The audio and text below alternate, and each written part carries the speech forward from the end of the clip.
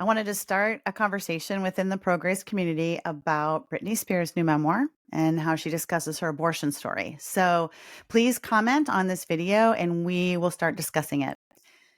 Now, in case you're wondering why I would comment on this, when our mission is to help Christians think, talk, and engage differently with a non political response, it's because my passion to see Christians adopt a different approach started when I saw how we were interacting with women facing unintended pregnancy. Something didn't feel right about how we were approaching them. And I started asking the question, what's a woman experiencing? What does she need? And so when Brittany wrote her story, that resonated with me because there are themes in there that I have heard for the last 18 years of what is common to women and what they need and how we can sit and be there for women and for men, for everyone who's impacted by an unintended pregnancy. So one of the things she talks about is that it was something she could never imagine herself doing. So again, this is very common. This is not something women think about. I can't wait to have an abortion. It's more because she says if Justin didn't want to be a father, she felt like she had no choice. So it's interesting she uses choice in both of those places, but it doesn't feel like it's a choice for her. She uses the word circumstances. And so this is this feeling, heavy feeling for women of not having emotional support or practical resources. That's actually what the data shows. Three-fourths of women state that as their reason. We also know women can experience panic, isolation, shame. And so it just really feels like there's no way out.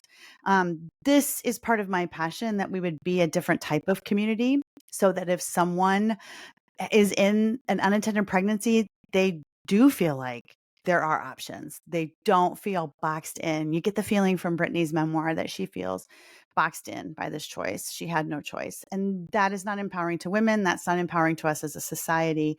And so even coming together, whether we're pro-life or pro-choice, and thinking about that, how do we make sure there's a community, there's an environment where women know they will be supported, whatever decision they make? Secondly, she talks about it was important that no one knew about the pregnancy or the abortion, so they made the decision that she would take medication at home. And she says now that was the wrong decision because it was so incredibly physically painful.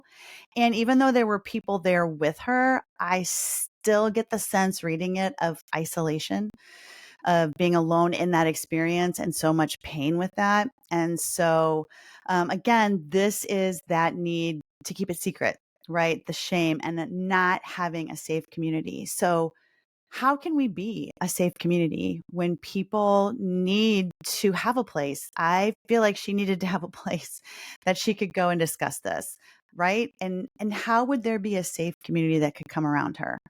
And I'm not saying this just because this is Britney Spears and she's famous and she's writing in more detail than I've seen more famous people write about it, although all those things are true. But it's because as I read it, it is a very common theme that we hear time and time again from women. And it is really at the heart of this passion that Christians would show up like Jesus. Because we know in scripture, every time Jesus went somewhere, people who had needs came to him. They felt supported. They felt safe. They encountered him. That's what we want. But unfortunately, we know statistically only 7% of people, women or men, approach a church before an abortion. So I wanted to just start this conversation. I would love to hear what you think. How does her story connect to what we're doing at the ProGrace community? And how can it move us to empathy or inform us how we can become a safe community?